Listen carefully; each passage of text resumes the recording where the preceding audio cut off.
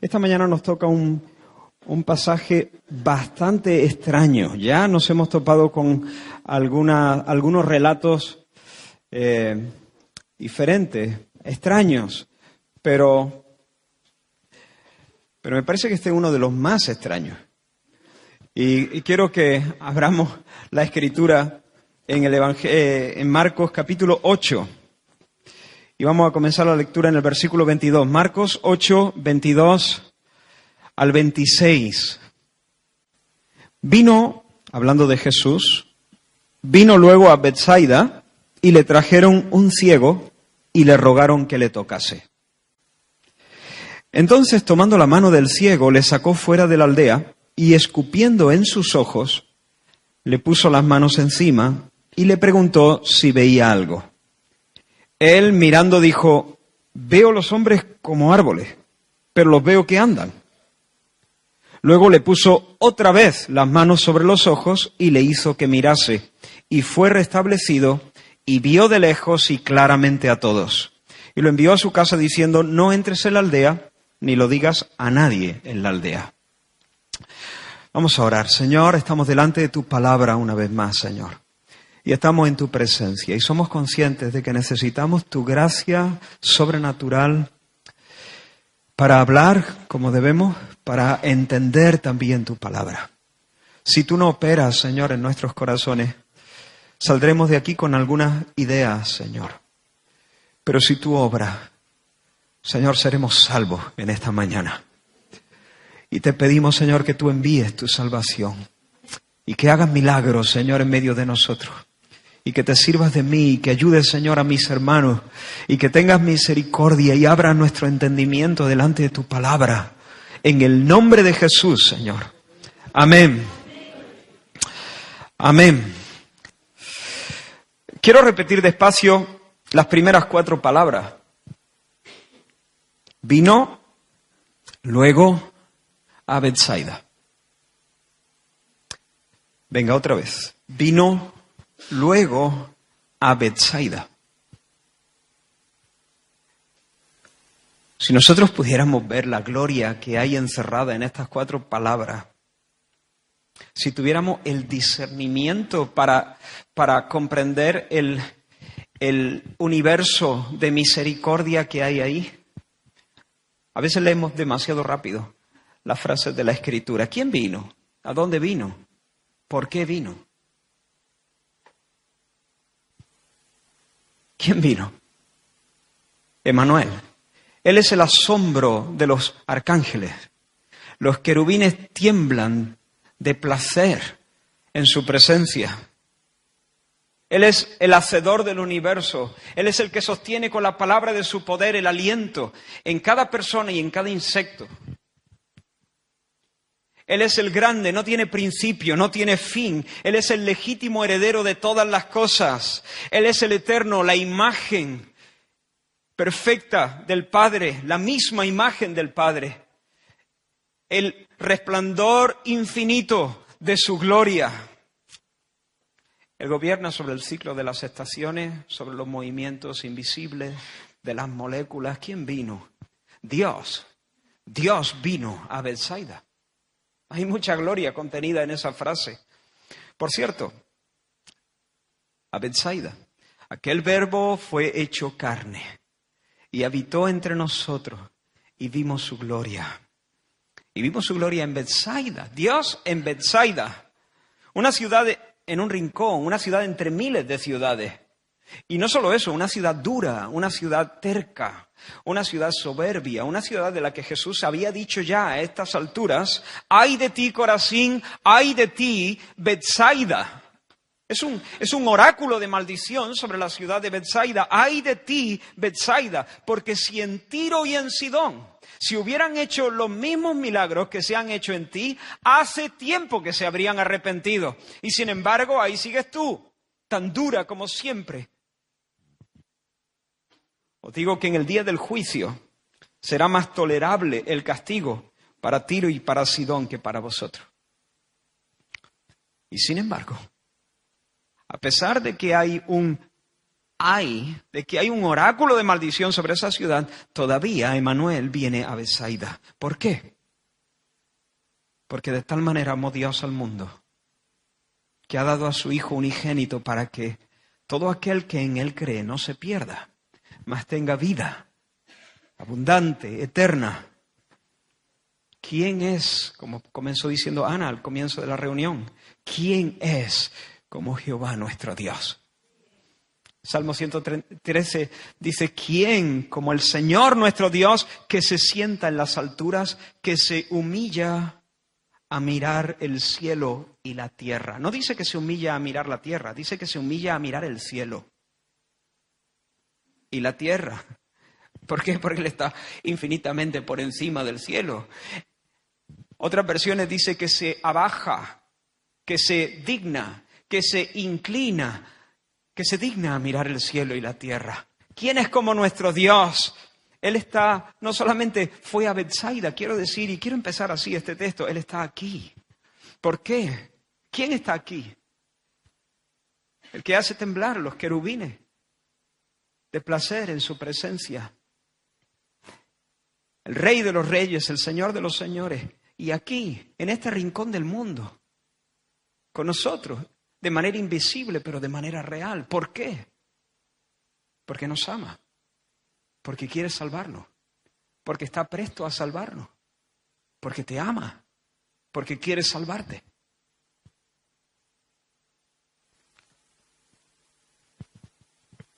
Yo mientras preparaba el mensaje oraba, Señor, y escribí esa oración. No permita que mi corazón permanezca indiferente ante tu visitación. Señor, no permita que se me pase por alto tu amor incomprensible. Ahora, el lunes por la mañana, como suelo hacer, empecé a leer el texto tranquilamente, reposadamente.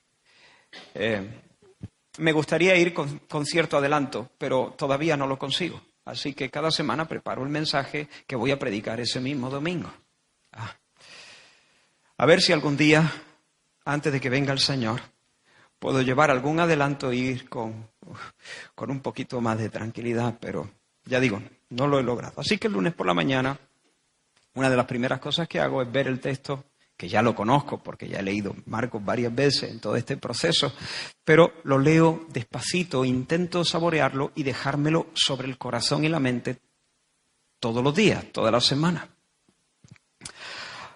Y leo despacito, vino luego a Betsaida y le trajeron un ciego y le rogaron que le tocase. Ahí fue donde me reí. Cuando no pude evitarlo.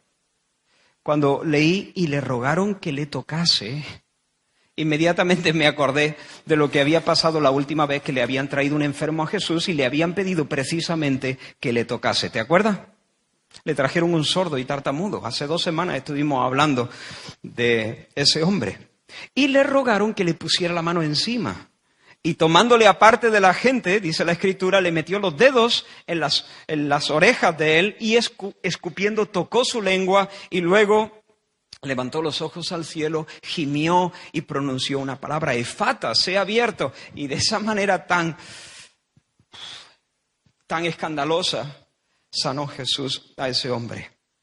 Y dijimos entonces que Jesús no necesita este tipo de ceremonias, de ritos, para reunir su poder. El Señor se comporta de un modo tan dramático, tan aparatoso, no porque Él necesita cumplir ese rito para que se accionen las palancas del cielo, sino porque el hombre lo necesita, porque los amigos del hombre lo necesitan, porque nosotros de alguna manera necesitamos ver a Jesús obrando de esta manera. Jesús se comporta de esa forma no porque sea un exhibicionista caprichoso, sino porque Él quiere hacerle un favor al enfermo. Él hace lo que hace para llevarse a cada quien al terreno donde puede bendecirle verdaderamente. Él pasa, aparentemente, entre comillas, de la mujer sirofenicia. ¿Por qué? Porque esa mujer cananea necesitaba ese trato del Señor. Y finalmente lo que el Señor quiere es arrinconarla bajo el torrente de la bendición de Dios. Y ahora el Señor, luego el Señor rompe los esquemas del sordo tartamudo. por la misma razón, porque quiere llevárselo al terreno donde le caiga encima la bendición del Señor. Dijimos que es un acierto pedir socorro al Señor, pero es un error decirle cómo tiene que socorrernos. Es un acierto llamarle, pero es un error trazarle la ruta por la que Él tiene que venir a nuestro encuentro. Y ahora le traen un ciego. Y quieren que lo sane. Fenomenal, ningún problema. Pero además le sugieren el método, que le ponga la mano encima. Ya la hemos liado. El Señor atiende a sus clamores a medias. En su compasión se mueve para sanar al ciego, pero en su soberanía descarta el método que le proponen y Él escoge su propia agenda. Así que escupe sobre sus ojitos muertos, luego le pone las manos sobre los ojos. Una pregunta, si nos hicieran una encuesta, sin haber leído este texto, si nos hicieran una encuesta para que nosotros hiciéramos una propuesta al Señor, la propuesta de el método por el que va a sanar a este hombre ciego, ¿quién de vosotros escogería el método de un par de salivajos en los ojos del ciego? Yo creo que ninguno de nosotros se nos hubiese ocurrido ese método. Nosotros habríamos dicho, bueno, Señor, pronuncia una palabra. Igual que pronunciaste aquella palabra formidable en el principio de todos. Sea la luz, pues, no sé, pronuncia, sea la luz, o ve, o efata, sea abierto, no sé, una palabra de poder. O a lo mejor alguno hubiese dicho, bueno, Señor, imponle la mano, un toque de tu mano, un toque poderoso de tu mano. Otros habrían dicho, bueno, quizá que el hombre que se lave en el Jordán, en el estanque de Betesda, en Siloé, donde quiera, pero que se lave y entonces cuando lave sus ojos que vea, no sé, algo así. Pero hermano, saliva. Una vez más, no me voy a detener mucho en esto porque ya hemos hablado un poquito de estas cosas hace 2 semanas, pero a mí no me gusta este método. ¿Y a ti? ¿Te gusta el método? De entrada a mí no me gusta. A mí no me parece elegante, no me parece higiénico, no me parece, incluso así de entrada, no me parece ni siquiera respetuoso. Así que yo encuentro en mi corazón varios peros al método de Jesús. Pero, ¿y qué importa lo que yo piense? ¿Importa algo lo que yo piense? Dijimos que lo mejor que nosotros podíamos hacer es decir, Señor, hazlo a tu manera. Por favor, Señor, no hagas caso de mis gustos. Así que tú, Señor, escupe, toca, habla, manda que me lave los ojos en cualquier sitio, grita, gime, haz lo que quiera hacer. Pero finalmente, llévame al terreno de los milagros. Amén. Señor, descolócame tantas veces como yo necesite ser descolocado para que al final mi corazón no se quede sin experimentar tu gracia, tu bendición. Pero hay algo, aparte de la saliva, hay algo que no quisiera que perdieseis de vista en este pasaje. Y es que antes de sanar a este hombre, Jesús lo saca de la aldea. ¿Te has dado cuenta? Lo sacó de la aldea. Ahora, ¿por qué el Señor decide hacer este milagro fuera de las calles del pueblo? ¿Por qué? ¿Por qué se aleja de la gente? Parece que quiere hacer el milagro a escondida. Que nadie lo vea. Que nadie se entere. Pues honestamente no lo sé. No sé por qué el Señor saca de la aldea a este hombre. Marcos es el único que relata este incidente y Marcos no nos dice por qué Jesús saca al hombre de la aldea. Así que no tengo una respuesta. Pero tengo algunas suposiciones. No digo que esto sea así, pero bien podría serlo.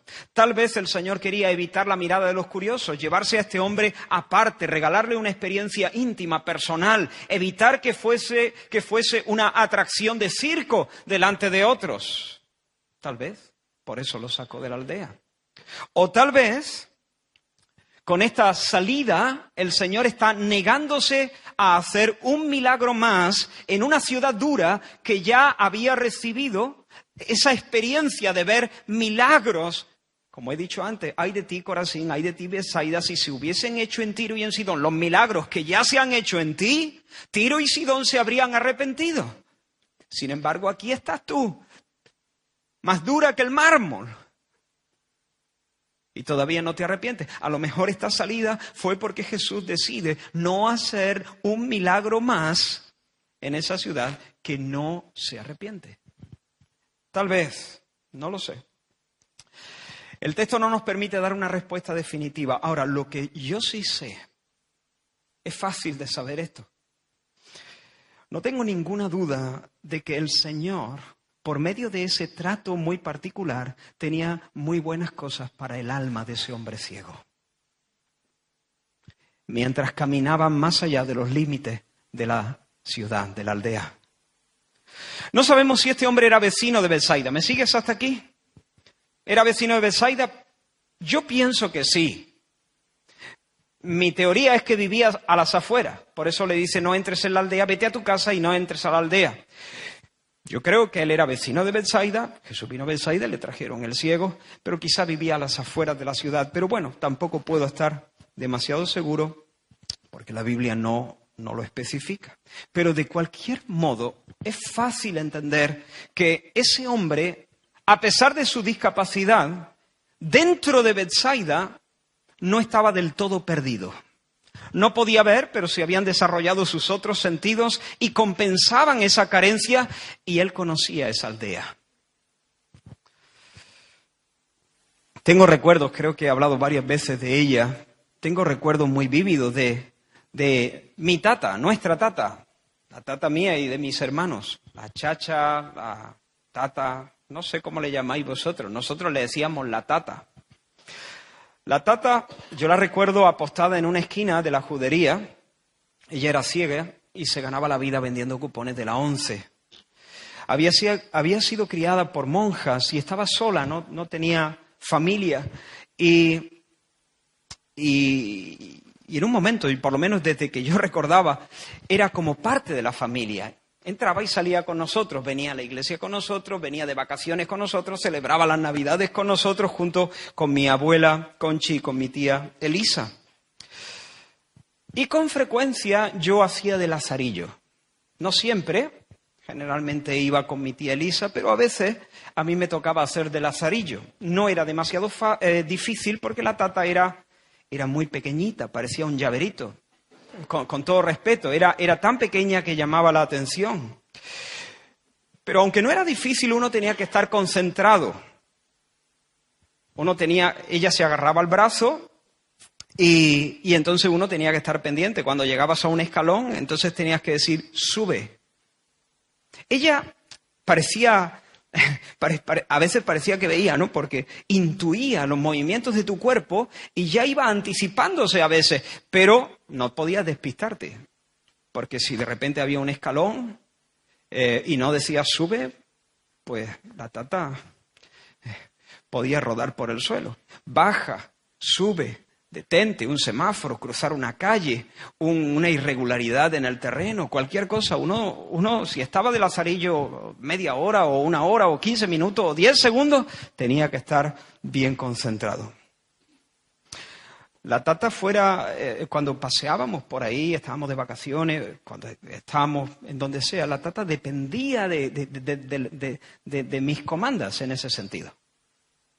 Sin embargo, al cruzar la puerta de Almodóvar y entrar en la judería, en el barrio judío, la tata iba sola. Allí no necesitaba que nadie la guiase. De hecho, si tú te metías en la judería, era más seguro que la tata te guiase ahí a ti que tú guiase a la tata. Porque conocía dónde estaban todos los escalones, todas las irregularidades, conocía dónde estaban todas las esquinas, conocía ese lugar como la palma de su mano. Era ciega, pero parecía ver. Allí la tata controlaba, allí, en ese terreno, ya se sentía mucho más segura, se sentía mucho más independiente. ¿Por qué Jesús sacó al ciego de la aldea? No lo sé. Pero lo que sí sé es que ese paseo fuera de la aldea fue una experiencia preciosa, tal vez un poco incómoda, pero un trato precioso para su alma. Seguramente el ciego conocía Betsaida. Sabía dónde estaban los escalones, sabía dónde estaban las esquinas, sabía dónde estaban los accesos, controlaba, en cierta medida controlaba. Pero Jesús le propone salir. Y cuando sales de la zona conocida, fuera de la aldea el hombre no sabe dónde están los escalones, no sabe dónde están las cosas. Fuera de la aldea no controla. Fuera de la aldea es totalmente dependiente de las comandas del Señor. Hermanos, hermanas, con frecuencia, el Señor cuando quiere hacer algo nuevo en nuestras vidas, cuando el Señor quiere llevarnos a algo más, no digo siempre, pero con frecuencia, cuando el Señor quiere revelarse a nuestros corazones de una manera más profunda, Él nos lleva fuera de la aldea. Antes de darnos a probar algo más de su eterno poder, antes de rodearnos con nuevos cánticos de liberación, el Señor nos permite darnos un paseo por una zona no conocida. Y allí fuera de la aldea, hermanos, estamos más perdidos que un chivo en un garaje. Que un pulpo en un garaje, dicen algunos. Nosotros tenemos una aversión pecaminosa a las situaciones que nos exponen, que nos desnudan, que exponen nuestra debilidad. Nos resistimos a salir del lugar donde controlamos, donde nos sentimos en cierta medida independientes, nos sentimos seguros, nos sentimos que podemos valernos por nosotros mismos. Hacemos lo posible por mantenernos en control, en nuestra aldea. Dueños de nuestra vida, de nuestra historia, de nuestros tiempos. No nos gusta depender. ¿Por qué? Porque somos orgullosos. Pero Dios tiene mejores cosas para nosotros. Y muchos de sus regalos de amor, hermano, muchos de sus regalos de amor, métete esto en el corazón, muchos de sus regalos de amor, muchas de las visiones de glorias invisibles que Él quiere darte, la reserva con frecuencia para esos días en los que caminamos fuera de la aldea. A la intemperie, desnudos, sin hacer pie. Y en ese paseo por territorio virgen, por lo menos virgen para nosotros, experimentamos nuestra incapacidad, experimentamos nuestra torpeza, experimentamos nuestra falta de entendimiento y se hace añicos nuestro orgullo. Pero Marcos no solamente dice que Jesús lo sacó fuera de la aldea. Hay un detalle precioso en este texto. Dice que lo sacó fuera de la aldea tomándole de la mano. Sabía que iba a disfrutarlo tanto como yo. Tomándole de la mano.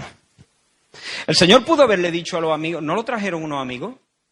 El Señor pudo haberle dicho a los amigos, oye, llevárselo allí fuera de la aldea, allí nos encontramos.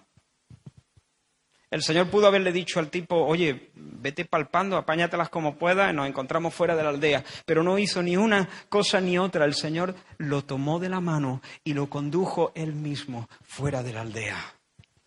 ¿Te imaginas la escena? ¿Te imaginas la escena? Dame la mano, amigo. Y el Señor le toma la mano al ciego de la manita y ahora empieza a caminar. Sube. Baja. Para. Vamos. Sube. Baja. Y mientras, no sé qué conversación llevarían. A mí me gusta imaginar que Jesús le dijo, mi nombre es Jesús. Posiblemente ya lo sabía. Pero me gusta imaginar como cuando Dios escondió a Moisés en la roca y pasó allí pronunciando su nombre. Dios, Jehová, Jehová, que hace misericordia a millares. Bueno, pues lo mismo, Jesús de la mano, mi nombre es Jesús, Jehová, que salva, Jehová el Salvador. Jehová salva. Pero bueno, eso es solo mi imaginación, no dice la Escritura que esa fue la conversación. Hermanos, qué gloria. Si el Señor te toma de la mano, no importa si tus ojos ven, si no ven, si ven poco, no importa si desconoces el camino, si nunca sabes dónde están los escalones. Si el Señor te coge de la mano, no importa que seas el ciego más ciego, nunca habrás estado más seguro. Es preferible ser ciego y caminar de la mano del Señor por un territorio desconocido que caminar por en medio de tu casa al mediodía y estar lejos del Señor. Si el Señor te saca de la aldea, pero te saca de la aldea tomándote la mano, entonces no importa si el mar te cierra el paso. ¿Por qué estáis clamando? Dile a mi pueblo que marche. Le dijo Dios a Moisés cuando el mar estaba delante. Dile a mi pueblo que marche. Porque si el Señor te saca de la aldea y Él te lleva de la mano y hay un mar delante, el mar se abrirá porque Él es el que hace camino en el mar. Y abre senda en las impetuosas aguas. Cuando pases por las aguas, yo estaré contigo, dice Isaías 43. Y si por los ríos, no te anegarán. Cuando pases por el fuego, no te quemarás. La llama no arderá en ti. Hermanos, el Señor no nos promete una vida sin sobresaltos. El Señor no nos ha prometido una vida sin aprietos, sin apuros. No nos ha prometido eso. Lo que el Señor nos promete es conducirnos en esos territorios de la mano. Jesús le dijo a sus discípulos, os echarán mano y os perseguirán, y os entregarán a las sinagogas, y os entregarán a las cárceles, y seréis llevados ante reyes. Cuando eso pase, cuando estéis allí fuera de la aldea, lo que acabo de decir se dice pronto, pero eso hay que pasarlo. Ser aborrecido. Incluso en ese mismo pasaje Jesús le dice hasta vuestros propios familiares, el padre entregando al hijo, la madre entregando a la hija, vuestros propios hermanos, seréis aborrecidos de todos los hombres, llevados ante los reyes, metidos en las cárceles, que no eran, por cierto, como las de ahora. Y cuando os pongan en esa situación, Jesús les dice, no le deis mucha vuelta al coco de qué vaya a decir, cómo vaya a defenderos, qué es lo que vaya a decir. Tranquilo, yo estaré con vosotros y yo os daré palabra en aquella misma hora. El apóstol Pablo dio testimonio de esto. En mi primera defensa, cuando le escribe a Timoteo su segunda carta, le dice, en mi primera defensa ninguno estuvo a mi lado, sino que todos me desampararon, no les sea tomado en cuenta. Pero el Señor estuvo a mi lado, dice, y me dio fuerza. El Señor estuvo a mi lado y me dio fuerzas. Es que Dios no tenía ningún siervo por ahí que pudiera arrimarse un poco a Pablo. ¿Era Pablo el último cristiano fiel del mundo? ¿Es que Dios no tenía ningún siervo que pudiera darle un poco de calorcillo a Pablo en ese momento tan duro? Sí, Dios tenía más siervos, pero en un sentido, Él permitió que Pablo estuviese fuera de la aldea. En mi primera defensa ninguno estuvo conmigo. Me desampararon. Que no les sea tomado en cuenta. Pero, por supuesto, eso no quita la responsabilidad de los que no le apoyaron, No estoy diciendo eso. Pero el Señor estuvo conmigo y me dio fuerzas para que por mí fuese cumplida la predicación. Bendito sea el nombre del Señor. Y recuerdas al mismo Pablo, cuando él describe su experiencia misionera en Asia, dice, no quiero que ignoréis las tribulaciones que nos sobrevinieron en Asia, porque fuimos abrumados sobremanera, más allá de nuestras fuerzas, de tal manera que perdimos la esperanza de conservar la vida. Eso es andar fuera de la aldea. Fuimos abrumados sobremanera, más allá de nuestras fuerzas, tanto que perdimos la esperanza de conservar la vida. Aquí nos hemos quedado. Y un poquito más adelante dice, para que no confiásemos en nosotros mismos, sino en Dios que resucita a los muertos. Dios nos saca de la aldea, nos regala ese tipo de experiencias, pero Él lo hace. Dios quería mostrarle algo más a Pablo. Dios quería ensanchar la fe de ese hombre pequeño. Dios quería ensanchar el corazón de su siervo. Quería que su fe escalase un un par de escalones más todavía. Y le dio un paseo fuera de la aldea. Lo expuso a una tribulación que le superaba. Esto me supera. Claro que sí. Por eso he calentado el horno 7 veces más. ¿Para qué? Para que no confíes en ti mismo, sino en Dios que resucita a los muertos. Así que, hermano, si estás fuera ahora mismo de la aldea, que sepas que el Señor ha prometido no soltarte la mano y que todo eso va a ser para que tu fe se desarrolle, se ensanche, crezca y finalmente sea hallada como el oro puro, para la gloria de Dios y tu propia alegría y la mía también. Fuera de la aldea la voz del Señor es preciosa como nunca antes. Fuera de la aldea lo que quiere es que todos se callen y que solo Dios hable. Porque fuera de la aldea tú no sabes dónde están los escalones. Fuera de la aldea no sabes dónde tienes que pisar la próxima vez. Y fuera de la aldea lo que pide es, Señor, que se acabe el ruido, que se acaben este millón de voces que me confunde. Pega tu boca a mi oído y háblame tú. Y dame un oído fino para escucharte a ti. Porque si no, puedo darme cabezazos contra la esquina. Fuera de la aldea, la voz del Señor es más preciosa que nunca antes. Bueno, es igual de preciosa que siempre, pero tú tienes un entendimiento mayor del valor del consejo del Señor. Si tú estás en este momento fuera de la aldea, si sientes que estás en un territorio, en una circunstancia que te supera, no todos estamos en este punto. Pero sí todos vamos a estar en algunos momentos de nuestra vida, gracias a Dios. Él no nos va a dejar sin este tipo de experiencias para ensancharnos, ¿no? Si tú estás ahí, busca el consejo de Dios. Pide, Señor, que se callen otras voces. Quita los ruidos de mi corazón. Quita los ruidos. Que yo guarde silencio, que yo pueda estar quieto y conocer que tú eres Dios. Que yo pueda discernir tu voz en mi oído y seguirte y conocerte. Ve a la palabra, abre tu Biblia. Aquí está el consejo. Aquí se dice en dónde están los escalones. Aquí el Espíritu de Dios empieza a darte entendimiento de quién es Jesús. Aquí en las páginas es donde Dios revela su nombre, donde te dice, mi nombre es Jesús, ten confianza. Ahora, hemos dicho que Jesús está en Betania. Qué fuerte, ¿no?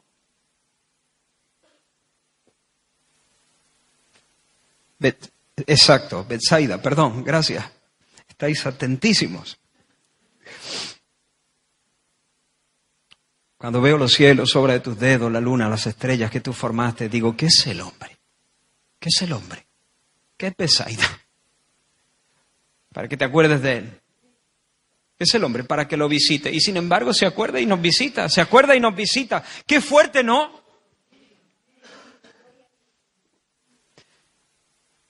Pero Él escoge su método. No le podemos decir al Señor cómo tiene que hacer las cosas. Él sabe hacer las cosas. Y nosotros ensanchamos nuestro corazón y le decimos, adelante, Señor, como tú gustes. Y allí nos propone un paseo fuera de la aldea donde no controlamos, no sabemos dónde están las cosas. Somos completamente dependientes de su voz. Pero nunca nos suelta la mano. Así que delante de la negrura estamos más a salvo que nunca.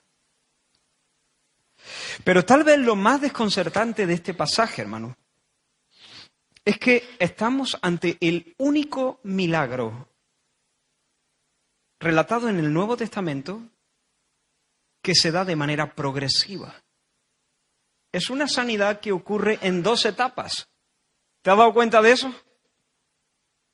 Así que Jesús escupe en los ojos del hombre, le impone luego las manos y entonces le pregunta, ¿ves algo? ¿Ves algo? ¿Y cuál es la primera palabra que el ciego dice? Veo. Aleluya. Eso es un milagro espectacular.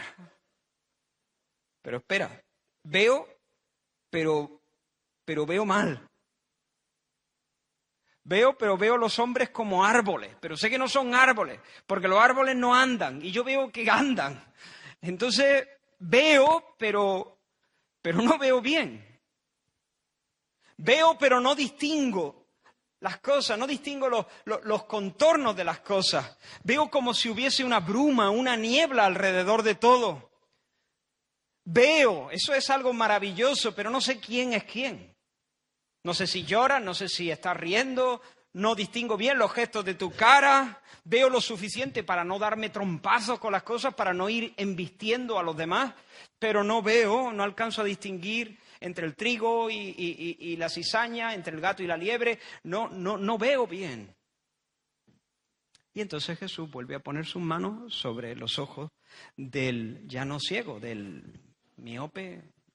La miopía es otra cosa, ¿no? Pero bueno, me vais a permitir. Sobre los ojos del miope, que ya no es ciego, que era ciego hace un rato, pero que ahora ve, pero ve fatal. Y entonces se completa el milagro. Qué raro. ¿Qué está pasando aquí? Y ahora no os perdáis, por favor. ¿Qué está pasando aquí? ¿Cómo explicamos lo ocurrido? ¿Será que el Señor no estuvo fino a la primera? ¿Será que su poder brotó de manera perezosa, como mi coche arranca en invierno? Y necesitó un segundo intento para hacer el milagro. Se quedó corto el Señor en su poder, no calculó bien la dosis. Espero que nadie piense de esta manera. Si tienes alguna duda, te invito a leer los evangelios y a ver a Jesús dándole órdenes al viento y al lago. Y a ver a Jesús diciéndole al cuerpo inerte y casi podrido de Lázaro, Lázaro, ven fuera. Y si después de leer los evangelios sigues pensando lo mismo, entonces te voy a invitar a que los leas de nuevo, pero esta vez no te distraigas. El Señor no necesita dos oportunidades, no necesita dos intentonas. ¿Por qué? Porque Él no es una escopeta de feria. Es Dios. Es Dios. Jesús no usó dos etapas porque Él no pudo hacer bien el trabajo a la primera, no. Ahora, de nuevo digo lo que he dicho ya muchas veces en este mensaje. El texto no nos da una respuesta definitiva de por qué Jesús hizo lo que hizo de la manera en que lo hizo. Pero quiero proponeros una interpretación y quiero que la sopeséis con seriedad. ¿Qué ha sucedido antes de que Jesús llegara a Betsaida? ¿En qué estado llega él a Betsaida? ¿Cuál es su estado emocional? Y permitidme que intente describirlo, o por lo menos proponeros esto. Jesús, y eso sí lo sabemos con seguridad, en Decápolis ha estado dándole de comer a una multitud de miles. ¿Recordáis, no? Con unos cuantos panes y unos pocos pececillos, él ha dado de comer a esos 4.000 hombres, sin contar mujeres ni niños. Luego, enseguida, se embarca con sus discípulos rumbo a Dalmanuta.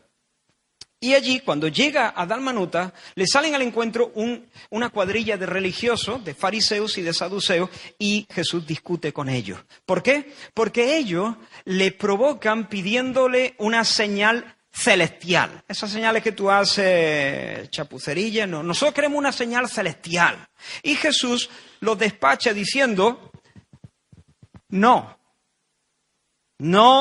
voy a hacer el triple mortal con tirabuzón que vosotros me pedís. No. En otro de los evangelios dicen, no les será dada señal a esta generación, sino la señal del profeta Jonás. Se acabaron vosotros me pedís espectaculares milagros pero yo no tengo que probar nada. No. Y los dejó. Y entonces se vuelve a embarcar. Primero ha estado en Decápolis, después cruza el lago para ir a Dalmanuta y después vuelve a cruzar el lago para ir a Betsaida. Pero mientras navegan hacia Betsaida, Jesús tiene un peso en su corazón. A Jesús le pesa esa dureza y esa incredulidad de los religiosos y quiere prevenir a los suyos. ¿Recordáis el mensaje de la semana pasada? Y él les dice, guardaos de la levadura de los fariseos y de Herodes. Y de los saduceos, añade otro evangelista. Ahora, hermanos, ellos no se enteraron de lo que Jesús les dijo. Estaban tan atolondrados, estaban tan ensimismados con sus pensamientos que no entendieron que Jesús les estaba dando una enseñanza vital. Ellos estaban preocupados, ¿por qué? ¿Recordáis? Porque no habían llevado pan, solamente tenían un pan en la barca. Y entonces, cuando Jesús les dice, guardaos de la levadura, ellos escucharon levadura y ya no escucharon nada más. Eso lo dicen porque no hemos traído pan. Cuando Jesús se da cuenta de que están discutiendo por eso, les dice, a ver, ¿qué discutís? ¿Por qué no lleváis pan? No puede ser. ¿Todavía tenéis un callo en el alma? ¿Todavía tenéis ojos, pero no sois capaces de ver? ¿Todavía no entendéis? Cuando estábamos con los 5.000 y se me dieron 5 panes, 2 pececillos, ¿recordáis cuántas cestas recogimos? Y hace un rato, cuando hemos estado entre los miles, con 7 panes y algunos pocos pececillos, ¿recordáis cuántas canastas hemos recogido? El pan no es el problema. Cuando vosotros vais en misión conmigo bajo mi regazo, nunca os va a faltar nada de lo necesario para cumplir cabalmente mi voluntad. No es el problema el pan, por favor, yo no os estoy hablando de pan. ¿Todavía estáis ciegos? ¿Todavía no entendéis? Y luego arriban a Betsaida. ¿En qué estado está Jesús?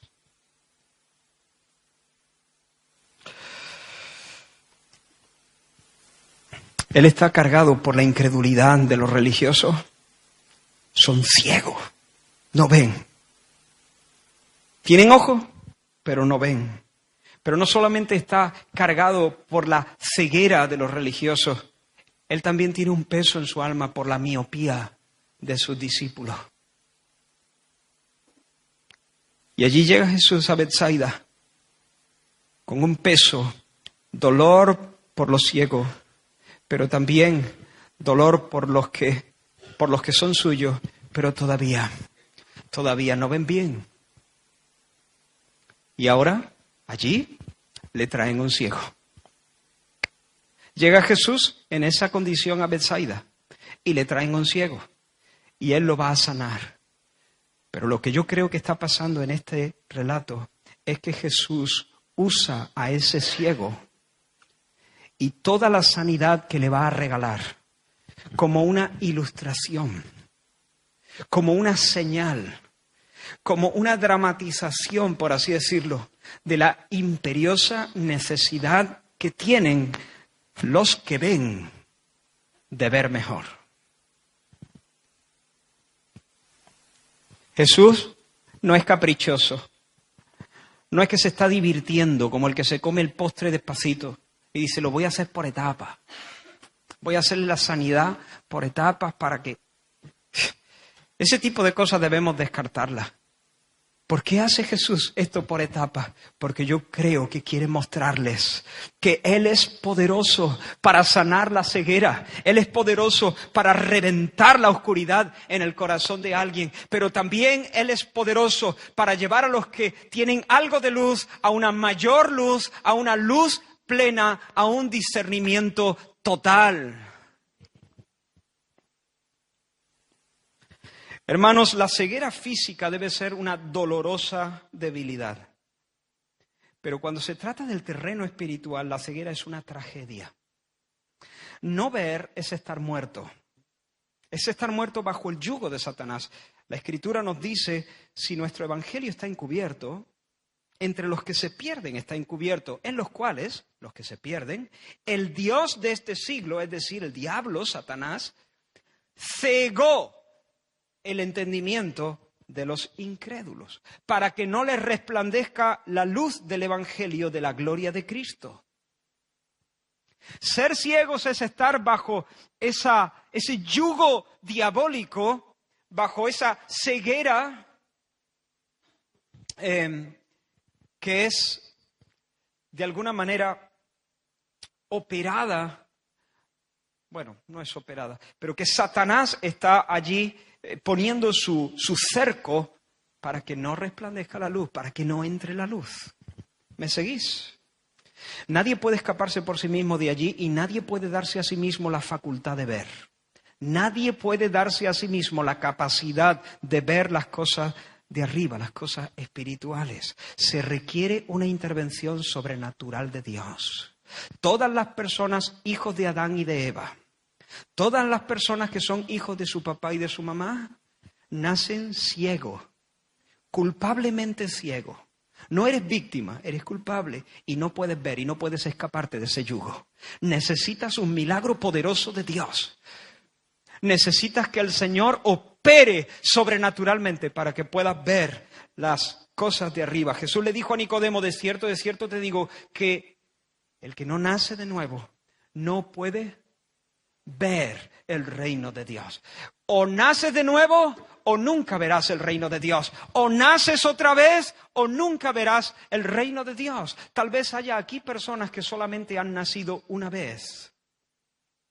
Las personas que solo han nacido una vez morirán 2 veces.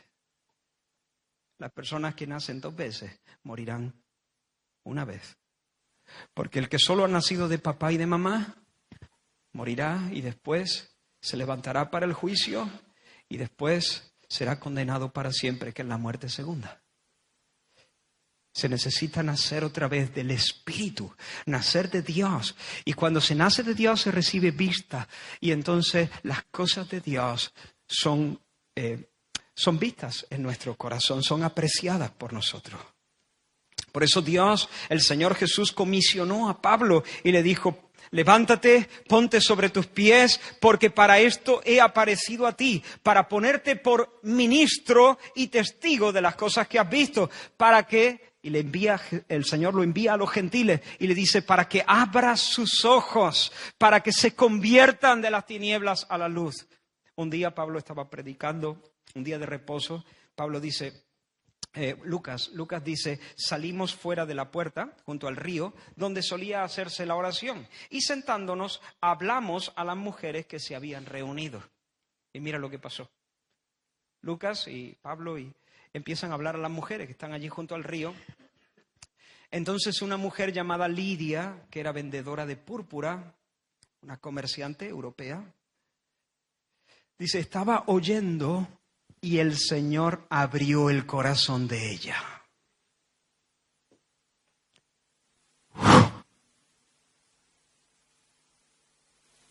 ¿Y vio? Es un milagro. Es un milagro poderoso. Lidia tenía el entendimiento entenebrecido. El Dios de este siglo la había puesto bajo prisión para que no le resplandeciera la luz del Evangelio. Pero el Señor hizo algo. El Señor le abrió el corazón. En otras palabras, le abrió el entendimiento. En otras palabras, le abrió los ojos del Espíritu. Y de repente, luz. Vio y se bautizó.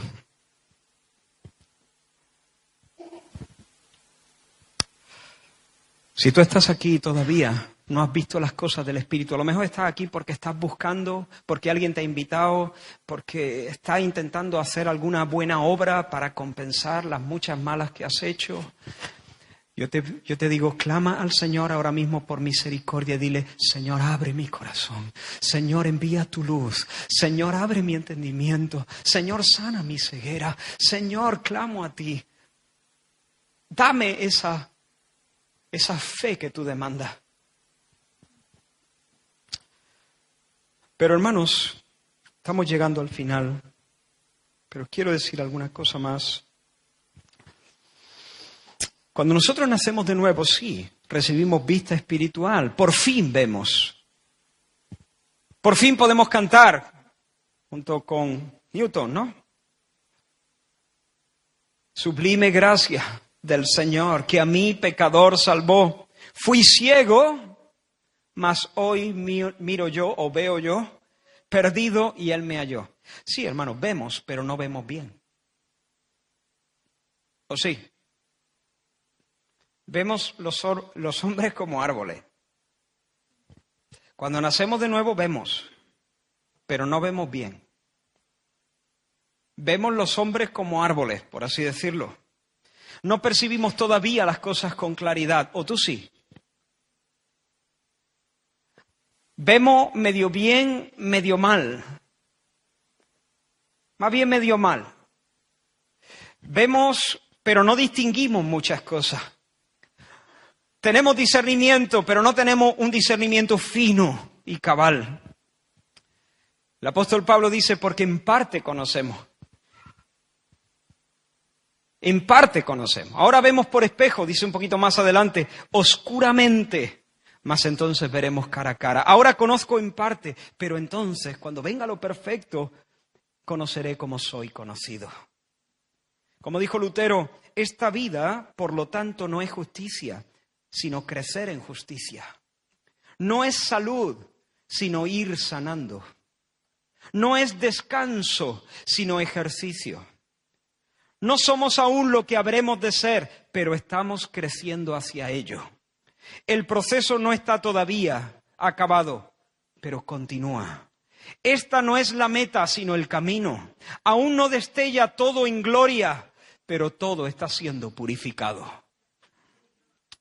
Hermanos, hemos experimentado, los que hemos nacido de Dios, hemos experimentado el milagro del Señor, pero seguimos necesitando su poder milagroso en nosotros. Seguimos necesitando que Él actúe, que Él obre milagrosamente. Hemos sido salvos de la ira venidera, pero estamos siendo salvos ahora mismo de las sombras que nos confunden. Seguimos siendo salvos del poder del pecado que nos enceguece, que produce una niebla espiritual, que nos atolondra, que nos envuelve. Por eso el apóstol Pablo, cuando escribe a los Efesios, dice, no ceso de dar gracias por vosotros. No nos dice como Pablo daba gracias, pero a lo mejor daba gracias, Señor, gracias porque tú los has salvado. Señor, gracias porque tú les has hecho ver la gloria de Cristo, la gloria de Dios en la faz de Jesucristo. Gracias porque tú les has dado entendimiento para que conozcan al verdadero que eres tú. Gracias, Señor, porque tú les has dado discernimiento para que se vuelvan de los ídolos mudos al Dios vivo que habla. Gracias, Señor. Pero sigue diciendo, no ceso de dar gracias por vosotros, haciendo memoria de vosotros en mis oraciones. Y ahora lo que Pablo introduce no es una acción de gracias, sino una petición por ello. Para que el Dios de nuestro Señor Jesucristo, el Padre de gloria, os dé espíritu de sabiduría y de revelación en el conocimiento de Él, alumbrando los ojos de vuestro entendimiento, para que sepáis cuál es la esperanza a la que Él os ha llamado. Para que sepáis cuáles son las riquezas de la gloria de su herencia en los santos. Para que sepáis cuál es la supereminente grandeza de su poder que actúa en nosotros. Señor, gracias porque ven. Señor, que vean más. Gracias porque tú les has dado luz. Señor, pero dale más luz. Porque ven los hombres como árboles que se mueven. Señor, que sigan creciendo en discernimiento, que puedan comprender mejor la anchura, la longitud, la profundidad, la altura de tu amor. Señor, que vean mejor. Hermanos, no tenga reparo en confesarle al Señor que ven los hombres como árboles que andan. No tenga reparo en decirle, Señor, dame luz, dame más luz. Dame luz, sáname, sigue sanándome. Tú, si has nacido de nuevo, necesitas salvación hoy. Hoy. Necesitas que el Señor ponga otra vez sus manos. Hoy. ¿Has sido salvo? Has sido salvo de la culpa del pecado. Eso está resuelto. Ya no hay más condenación. Pero estás siendo salvo del poder del pecado. Y serás salvo en el futuro de la presencia del pecado. La salvación es un hecho consumado, pero también es un proceso que se está llevando a cabo hoy. Y nosotros necesitamos decirle al Señor, Señor, sáname. Veo, Señor, a ti el aplauso, pero veo mal. Dame que vea mejor. Aclárame la visión. Y hermanos, termino. Cuando arrancó el día, aquel hombre no veía, completamente ciego, una tristeza. Pero más tarde, tras su encuentro con Jesús, veía, pero veía de aquella manera. Medio bien, medio mal, veía. Pero hermanos, lo bueno es que cuando llegó a su casa, ya al final del día, dice la Escritura que veía de lejos y claramente a todos. De lejos y claramente a todos. Hermano, Jesús no le dijo ¿ves algo? Y él dijo, veo los hombres como árboles que andan. Y el Señor no le dijo, bueno, algo es algo.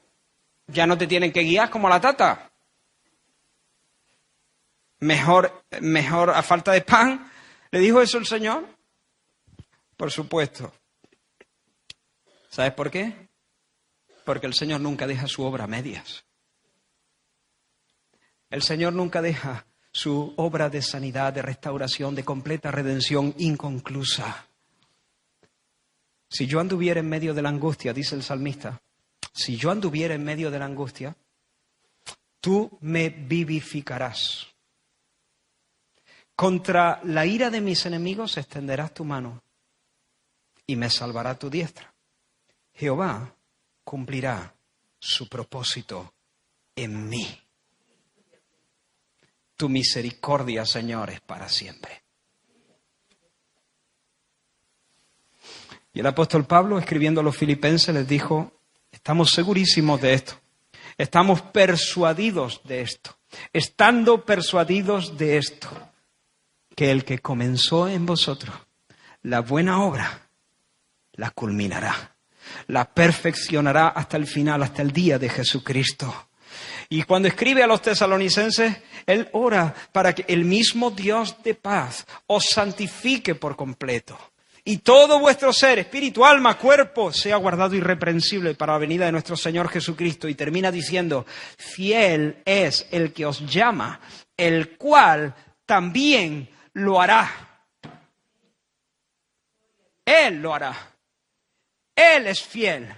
Él es poderoso. Y porque Él es fiel y Él es poderoso, cuando acabe el día, veremos de lejos, claramente, todas las cosas.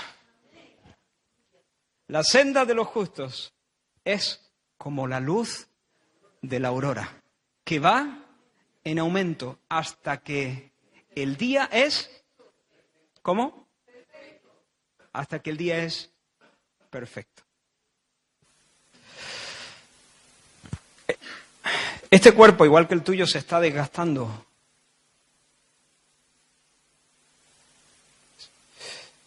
Pero yo no camino hacia el desgaste, yo no camino hacia la muerte, yo camino hacia la gloria en última instancia.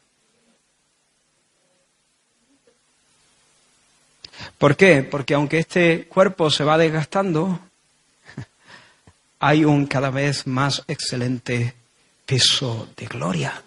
¿Por qué? Porque la senda de los justos es como la luz de la aurora, que va en aumento. ¿Tú has visto que el sol retroceda, que se marche para atrás? A las 9 de la mañana está en un sitio y a las 11 en otro. Sigue su curso, avanza, no retrocede. La senda de los justos es como la luz de la aurora, que va en aumento hasta que el día es perfecto.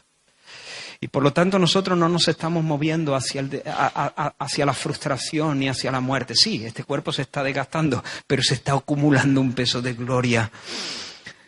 ¿Por qué? Porque al final el día será perfecto.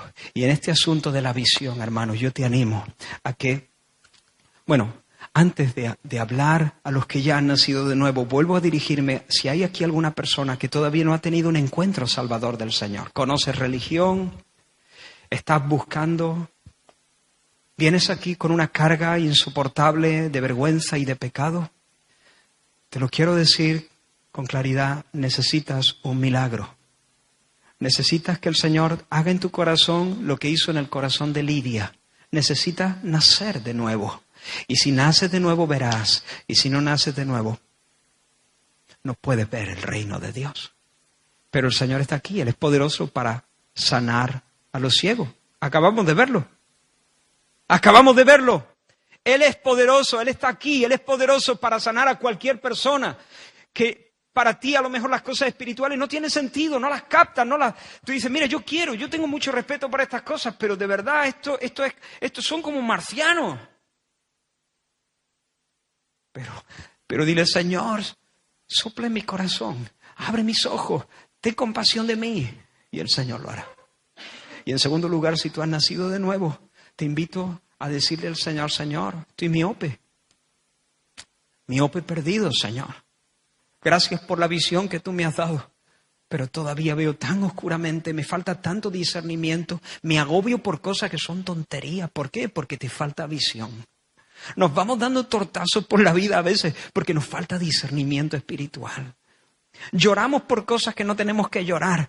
¿Por qué? No, nos ponemos ansiosos delante de cosas que no tienen mucho peso. ¿Por qué? Porque nos falta visión espiritual. No vemos los contornos de las cosas. No discernimos bien.